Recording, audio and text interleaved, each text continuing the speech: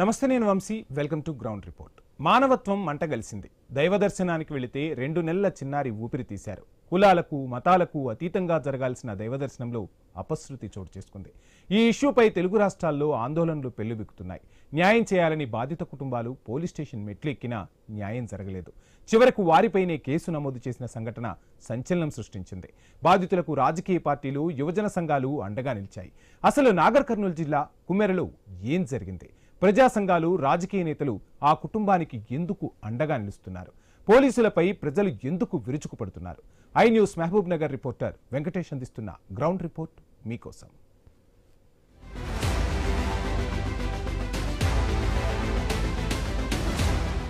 నాగర్ కర్నూలు జిల్లాలో జరిగిన సంఘటన విషాదకరంగా మారింది.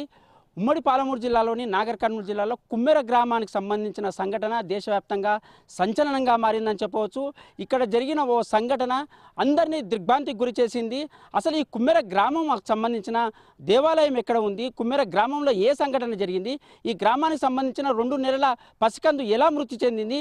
దీనిపై చాలా ఊహాగానాలు మొదలైనని చెప్పవచ్చు. దీనికి సంబంధించి మనం ప్రస్తుతము కుమ్మెర గ్రామంలో ఉన్నాము. ఈ కుమ్మెర గ్రామానికి సంబంధించిన బాధితుల కుటుంబాలకు వెళ్తాము. అక్కడ జరిగిన సంఘటనకు సంబంధించిన దేవాలయానికి కూడా వెళ్తాం. అసలు మొత్తంగా ఈ ఎపిసోడ్కు సంబంధించిన మొత్తం వివరాలు మొత్తము ఈ ఐ న్యూస్ గ్రౌండ్ రిపోర్ట్లో తెలుసుకునే ప్రయత్నం చేద్దాం.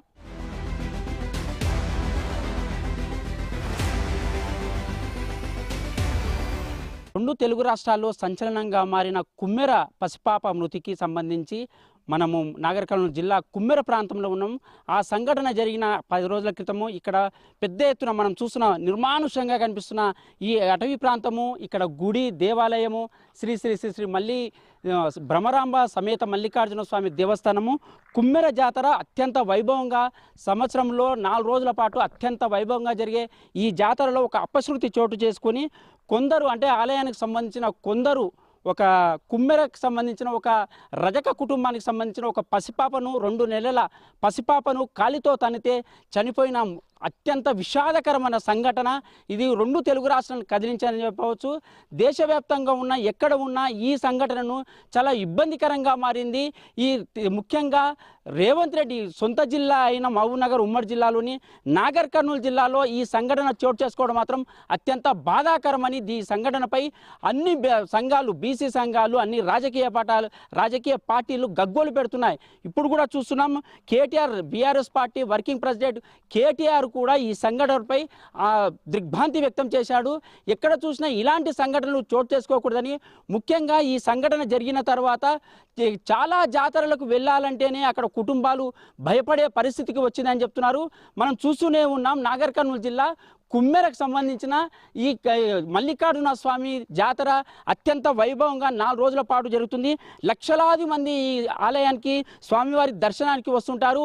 ప్రస్తుతం చూసుకుంటే గత 17 నుంచి 19, 20 తారీఖు వరకు జరిగిన ఈ జాతర ప్రస్తుతం చూసుకుంటే ఇప్పటికి కూడా ఈ జాతర జరగాలి, భక్తులు కూడా ఇక్కడ దర్శనాలు చేసుకోవాలి. కానీ ఈ సంఘటన పసిపాప, 2 నెలల పసిపాప మృతితో ఈ నిర్మానుషంగా మారిందని చెప్పవచ్చు.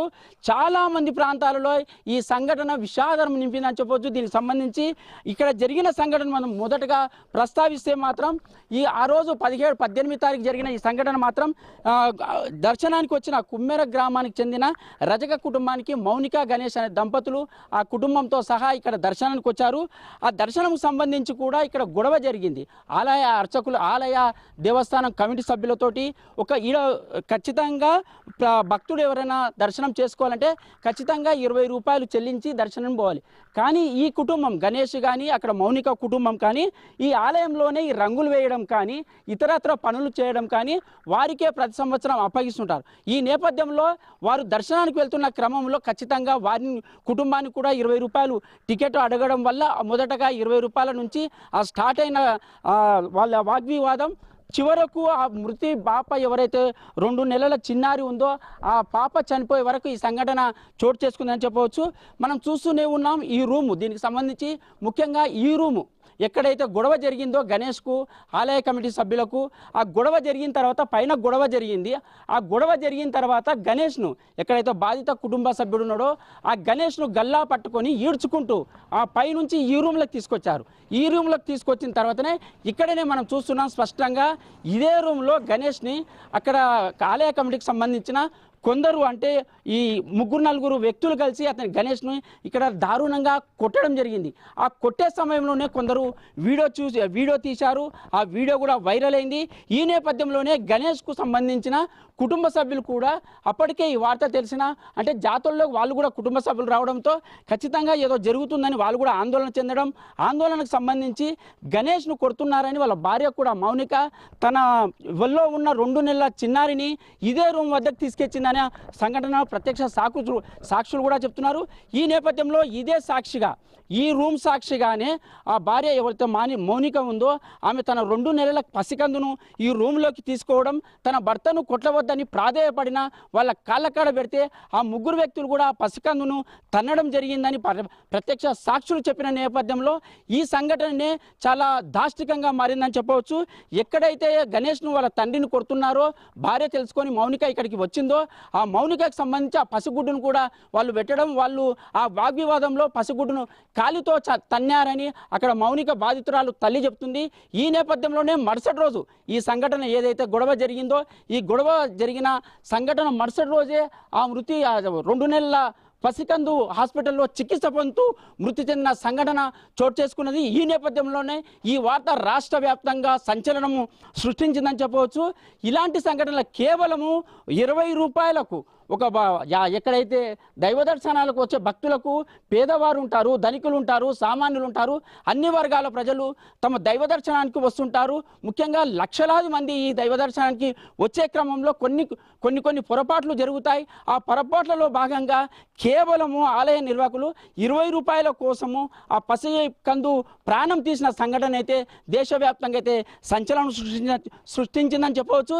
ఈ నేపథ్యంలోనే ఇక్కడ జరిగిన సంఘటనే కాకుండా బాధితులతో కూడా మాట్లాడే ప్రయత్నం అయితే చేద్దాం. ఏది ఏమైనప్పటికీ మనం చూస్తున్న ఈ కుమ్మెర గ్రామం అయితే ఒక 2 నెలల పసికందు ప్రాణాలను అయితే గాల్లో కలిపేసిన సంఘటన అయితే విషాదకరం.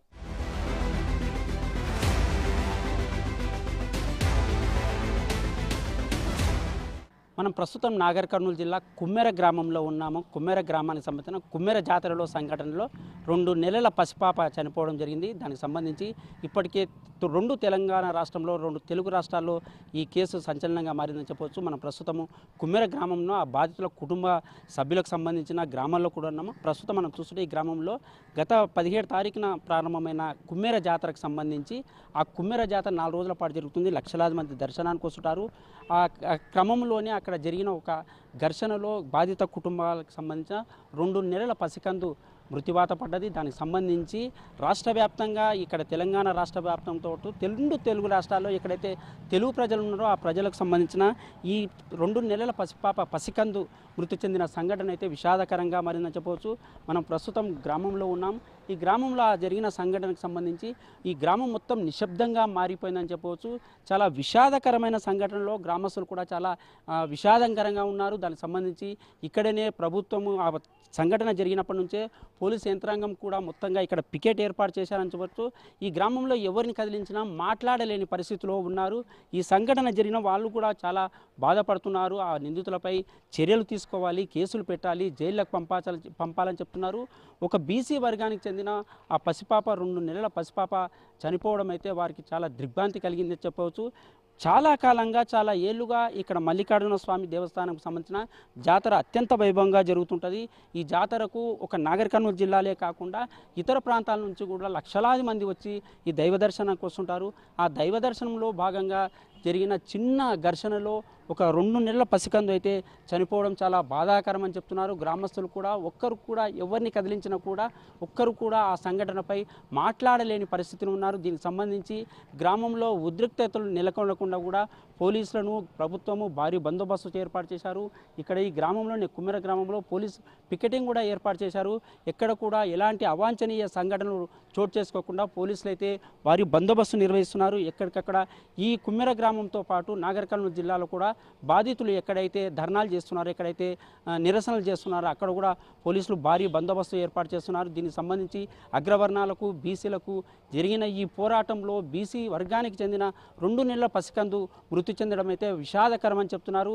ఈ నేపథ్యంలో గ్రామంలో అయితే చాలా ప్రశాంత వాతావరణం అయితే నిశ్శబ్ద వాతావరణం కనిపిస్తుంది. గత 4 రోజుల క్రితం చూసుకుంటే ఈ గ్రామము కలకలలాడేది, జాతరతో కలకలలాడే ఈ గ్రామం ఒక్కసారిగా కంటిగింపుగా లేనట్లు చెప్పింది. ఎక్కడ కూడా నిశ్శబ్ద వాతావరణం నెలకొంది. ఎవరిని కదిలించినా, ఏ గ్రామస్తుని కదిలించినా ఆ కుటుంబానికి జరిగిన విషాద సంఘటనని నెమరు వేసుకుంటున్నారు. ఒక్కరు కూడా ఈ సంఘటనపై పెదవిప్పే పరిస్థితి కూడా కనిపించడం లేదని చెప్పవచ్చు. గ్రామానికి మొత్తంగా చూసుకుంటే కుమ్మెర గ్రామంలో 2900 కుటుంబాలు ఉంటాయి. ప్రతి సంవత్సరం కూడా ఇక్కడ జాతర జరుగుతుంది. ఈ జాతరలో ఈ ఏడాది మాత్రం ఆ గ్రామానికి ఒక శనిలా భావిస్తున్నారు. ఒక 2 నెలల పాప మృతి చెందడం, ఈ వార్త కూడా తెలంగాణ రెండు తెలుగు రాష్ట్రాల్లో అయితే సంచలనంగా మారిన ఈ సంఘటన విషాదకరంగా మారిందని చెప్పవచ్చు. మనం ప్రస్తుతంలో గ్రామంలో నిశ్శబ్ద వాతావరణం అయితే నెలకొన్న పరిస్థితి కనిపిస్తుంది. దీనికి సంబంధించి ఇప్పటికే బాధితులు, నిరసనలు, బాధిత కుటుంబాలు కూడా ప్రభుత్వంపై తిరగబడుతున్నాయి. ఎక్కడికక్కడే ధర్నాలు కూడా చేస్తున్నాయి. ఈ నేపథ్యంలో గ్రామంలో అయితే కుమ్మెర గ్రామంలో నిశ్శబ్ద వాతావరణం అయితే నెలకొందని చెప్పవచ్చు.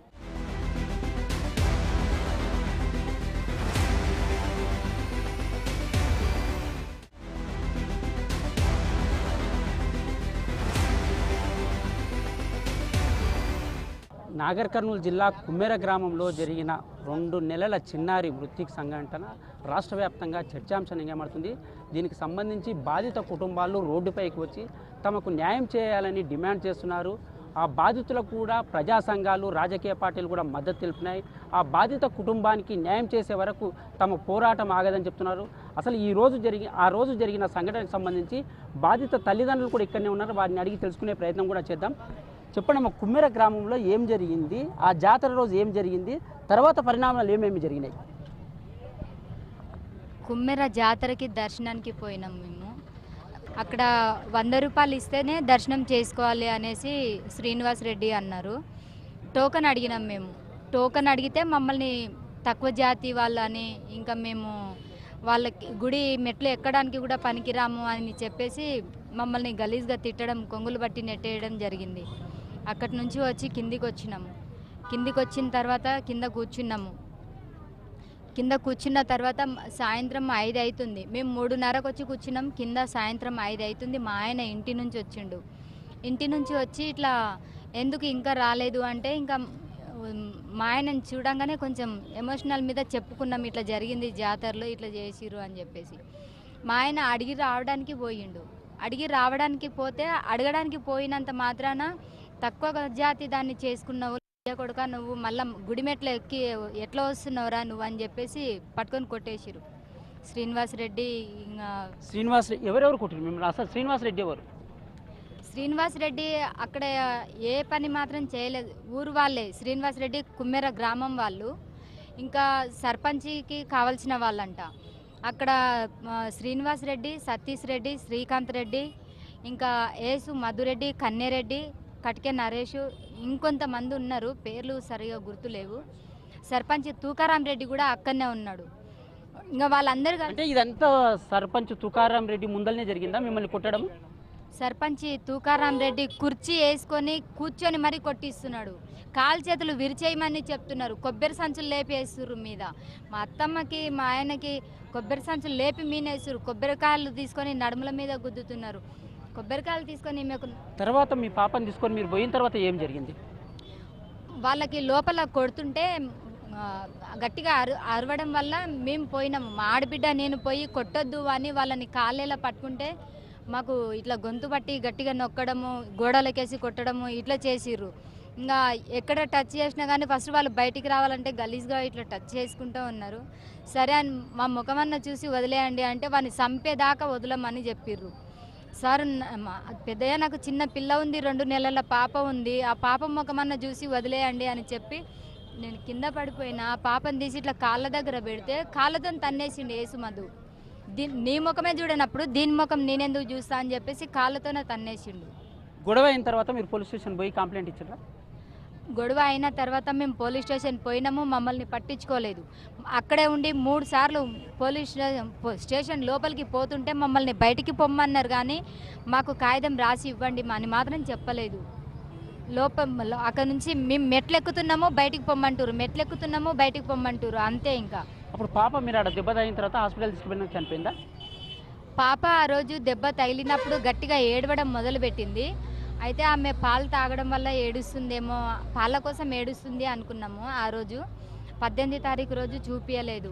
మా అత్తమ్మకి మా ఆయనకి చూపించినాము. చూపించిన తర్వాత మరుసటి రోజు పాపకి కొంచెం ఆయాసం స్టార్ట్ అయింది. అంతకుముందు ఏ ప్రాబ్లం లేదు మా పాపకి. కొంచెం ఆయాసం స్టార్ట్ అయిందని ఇంకా స్టేషన్కి వెళ్ళాలని ఒక చిన్న హాస్పిటల్కి చూపించినాం. మందులు వేసినాము. ఇంకా కొన్ని పాలు ఫస్ట్ లెక్క తాగకుండా ఒక్కొక్కసారి తాగుతుంది. ఇంకా మేము పోలీస్ స్టేషన్ చుట్టూ తిరగడం వల్ల ఇంకా పాపకి మందులతోనే వేస్తున్నాం, మందులు పాలు తాగుతుంది అనుకున్నాం. 19 తారీఖు రోజు కూడా మేము పోలీస్ స్టేషన్ పొద్దున 9 గంటలకు పోయి రాత్రి 9 గంటలకు కూర్చుంటే కూడా మమ్మల్ని పట్టించుకోవట్లేదు. మేము రాసిన కాగితం తీసుకోవట్లేదు వాళ్ళు. ఇంకా అక్కడ వెళ్తే మేడం రాస్తుంది, ఆ పేపర్ తెచ్చి ఇమ్మంటారు, ఒకసారి బయట రాసుకోరామని చెప్తారు. ఇంకా ఆ రోజు ఫస్ట్ రోజు ఏమో బస్ స్టాండ్లో పడుకున్నాము. సెకండ్ రోజు 19 తారీఖు రోజు మేము గవర్నమెంట్ హాస్పిటల్ బయట పడుకున్నాము. 20 తారీఖు రోజు కూడా పోయినాం. అక్కడ పోయి కంప్లైంట్ తీసుకోండి సార్, ఎందుకు తీసుకోవట్లేదు అంటే రాసివ్వు, మీరు నిన్న మొన్న రాసినవి మాకు దొరకలేదు అని చెప్పారు. బయట టైం ఇవన్నీ పోలీసు వాళ్ళు ఎందుకు డ్రామా ఆడిండ్రు అనుకుంటారు? ఎవరు ప్రోద్బలం ఉంది అనుకుంటారు వెనక? పోలీసులు కూడా రెడ్డిసే. తూకారాం రెడ్డి సర్పంచి, కుమ్మెర సర్పంచి తూకారాం రెడ్డి ఎట్లా చెప్పితే పోలీసులు అట్లనే విన్నారు. ఎందుకంటే పోలీసులు తూకారాం రెడ్డికి బానిసలు, ఇది మాత్రం ఖచ్చితంగా చెప్పగలుగుతా. వాళ్ళకి బానిసలు, తూకారాం రెడ్డి బానిసలు కాబట్టి ఆయన ఎట్లా చెప్తే అట్లా విన్నారు పోలీసులు. అందుకే మా కేసు పట్టించుకోలేదు. మీది నాగర్ కర్నూలు జిల్లా కాబట్టి ఎమ్మెల్యే కానీ ఎవరైనా వచ్చి పరామర్శించారా మీ కుటుంబాన్ని? ఎమ్మెల్యే కానీ మాకు ఎవరు రాలేదు. ఎమ్మెల్యే కూడా వాళ్ళ మనుషులే అంట.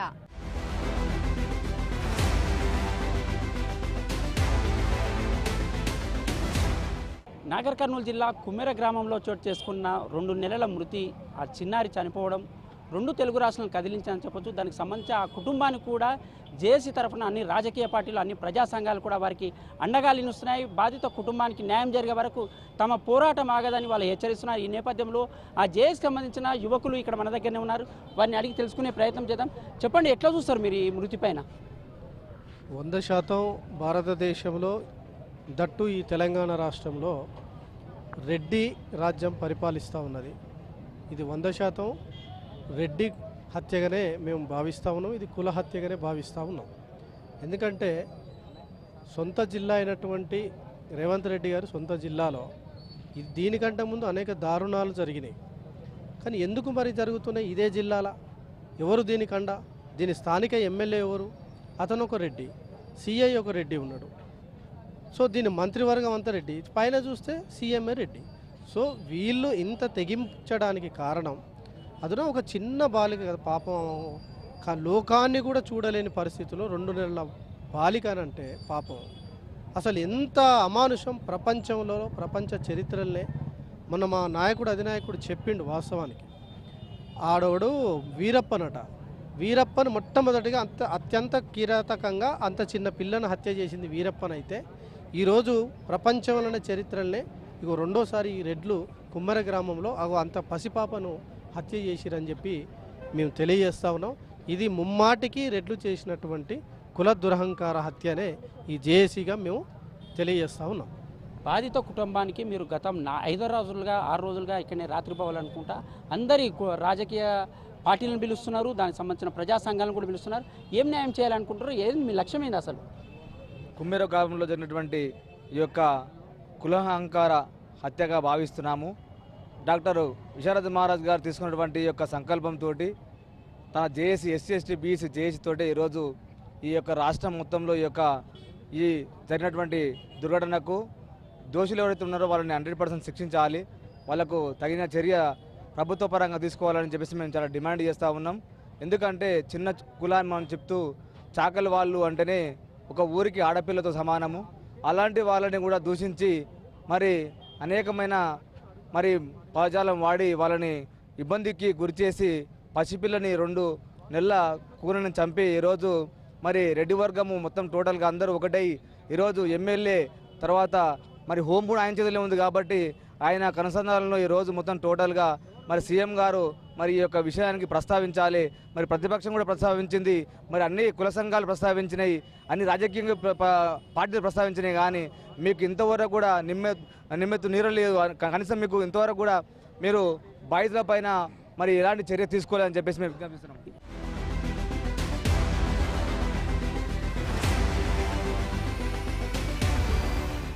నాగర్ కర్నూలు జిల్లా కుమ్మెరలో జరిగిన సంఘటన రెండు తెలుగు రాష్ట్రాలను కన్నీరు తెప్పిస్తుందని చెప్పవచ్చు. 2 నెలల పసికందు మృతి చెందడం కుమ్మెర గ్రామంలో జాతరలో చోటు చేసుకున్న ఈ సంఘటన విషాదకరంగా మారిందని చెప్పవచ్చు. నాగర్ కర్నూలు జిల్లాలో అన్ని ప్రజా సంఘాలు ఆ బాధిత కుటుంబాలకు చేదోడు బాదు కూడా ఉంటూ ఖచ్చితంగా బాధితులకు న్యాయం చేయాలంటున్నారు. దీనికి సంబంధించి మాజీ ఎమ్మెల్యే మర్రి జనార్దన్ రెడ్డి మన దగ్గర ఉన్నారు. ఆయన అడిగి తెలుసుకునే ప్రయత్నం చేద్దాం. చెప్పండి సార్, ఈ సంఘటనపై మీరు ఎలా స్పందిస్తున్నారు? మీ పార్టీ ఎలా స్పందించింది? ఈరోజు కూడా మీ పార్టీ వర్కింగ్ ప్రెసిడెంట్ కేటీఆర్ కూడా వచ్చిండ్రు, పోలీసులపై విరుచుకుపడ్డారు. దాంతోపాటు ఎమ్మెల్సీ ఎమ్మెల్యేలు కూడా ఖచ్చితంగా ఆ బాధితులను వచ్చి ఓదార్చిన సంఘటన కూడా లేదని చెప్తున్నారు. కానీ కొన్ని రాజకీయాల కారణాలతోటే ఆ బాధిత కుటుంబాలకు ఇక్కడ కాంగ్రెస్ కానీ ఇక్కడ బీఆర్ఎస్ కానీ సపోర్ట్ చేస్తున్నాయని చెప్తున్నారు. దీనికి ముఖ్య కారణం ఏదనుకుంటున్నారు మీరు?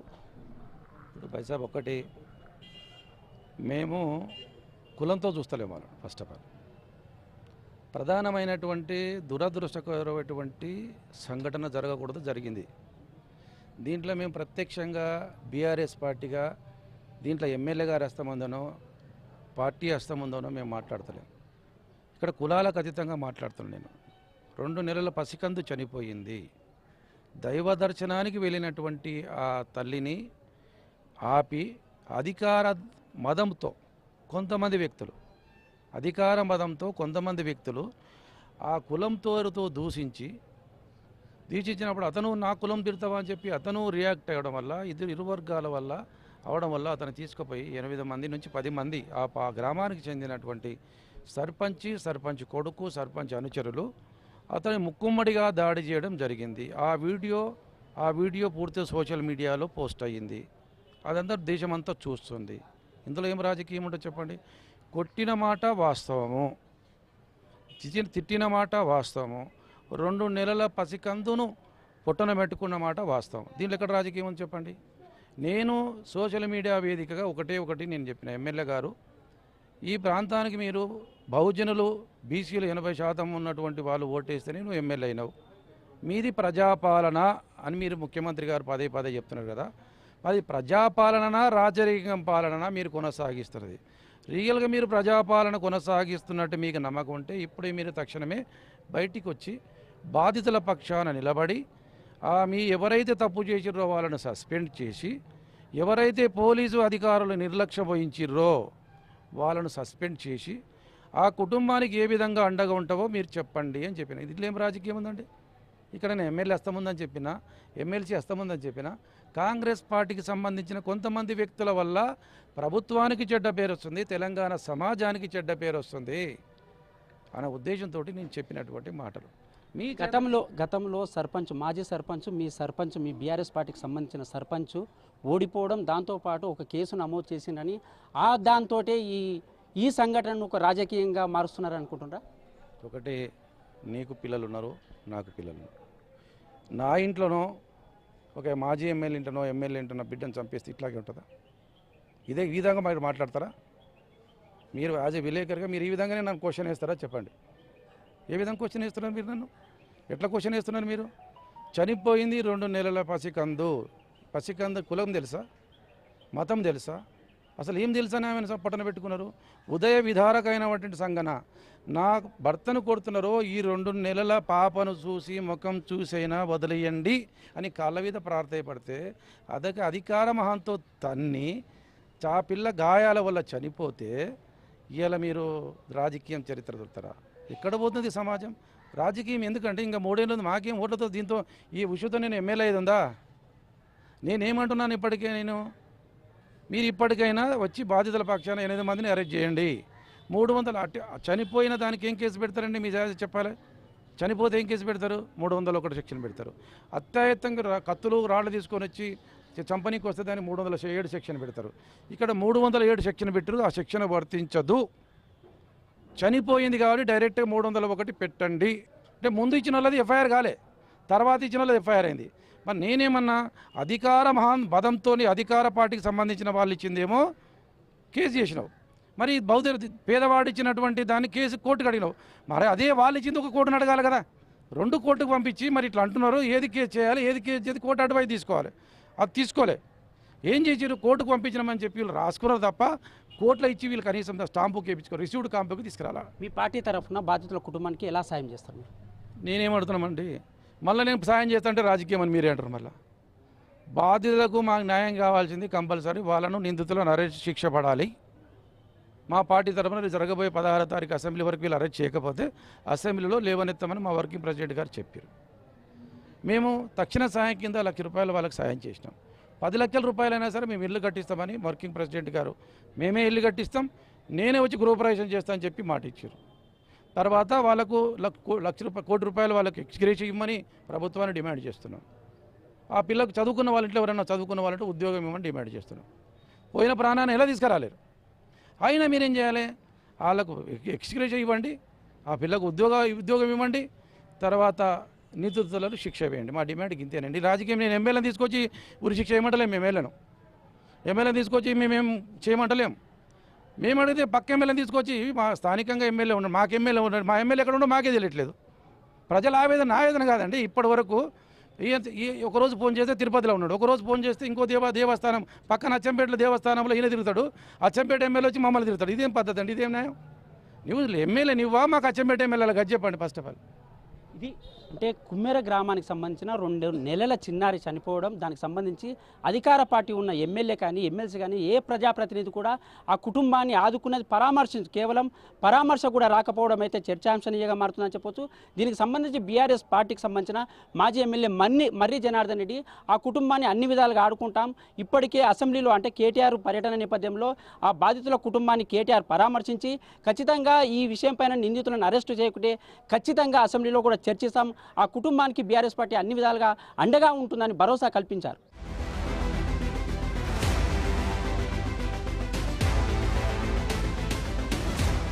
చూశారుగా కుమ్మెర గ్రామంలో జరిగిన 2 నెలల చిన్నారి మృతి ఘటనపై రాష్ట్ర వ్యాప్తంగా అన్ని ప్రజా సంఘాలు, అన్ని రాజకీయ పార్టీలు బాధిత కుటుంబాలకు అండగా నిలుస్తున్నాయి. ఈ కుమ్మెర గ్రామంలో జరిగిన 2 నెలల చిన్నారికి ఆ బాధిత కుటుంబాలు గర్భశోకాన్ని మిగిల్చిందని చెప్పవచ్చు. తెలంగాణతో పాటు తెలుగు రాష్ట్రాల్లో అన్ని జిల్లాల్లో ఈ సంఘటన చాలా విషాదకరంగా మారిందని చెప్పొచ్చు. ఆ బాధిత కుటుంబాలకు న్యాయం చేయవలసిన పోలీస్ వ్యవస్థ మిన్నుడిపోయి నిందితులకే సహాయం చేస్తుందని ఆ బాధిత కుటుంబాలు ఆరోపిస్తున్నాయి. ఎక్కడ చూసినా కూడా ఇదే విషాదకర సంఘటన చోటు చేసుకుంది. నిందితులను కఠినంగా శిక్షించాలి, దాంతోపాటు నిందితులకు జైలు శిక్ష, కేసులు నమోదు చేయాలి.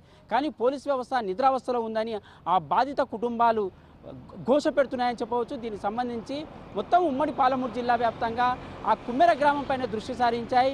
ముఖ్యంగా కుమ్మెర గ్రామంలో జరిగిన ఈ సంఘటన 2 తెలంగాణ రాష్ట్రాలను వణికించాయని చెప్పొచ్చు. అన్ని ప్రజా సంఘాలు కూడా వాళ్లకు బాధిత కుటుంబానికి మద్దతు తెలుపుతున్నాయి. ఖచ్చితంగా తమకు న్యాయం జరిగే వరకు తమ పోరాటం అగని జేఏసీ కూడా పిలుపునిస్తున్న నేపథ్యంలో కుమ్మెర గ్రామంలో చోటు చేసుకున్న ఈ 2 నెలల చిన్నారిపై బాధిత కుటుంబాలకు న్యాయం చేయాలని ఖచ్చితంగా జేఏసీ ప్రజా సంఘాలు కోరుతున్నాయి. బాధిత కుటుంబాలు కూడా తమకు జరిగిన గర్భశోకాన్ని ఇతరులకు జరగకూడదని వాళ్ళు తల్లి కన్నీరు పెడుతున్న సంఘటన చోటు చేసుకుంటుంది. ఖచ్చితంగా నిందితులను అరెస్టు చేయాలి, జైలుకు పంపాలి, తమకు న్యాయం చేయాలని వాళ్ళైతే డిమాండ్ చేస్తున్న పరిస్థితి. ఇది కుమ్మెర గ్రామంలో జరిగిన 2 నెలల చిన్నారి మృతి ఘటనకు సంబంధించి వెంకటేష్, ఐ న్యూస్, నాగర్ కర్నూలు నుంచి.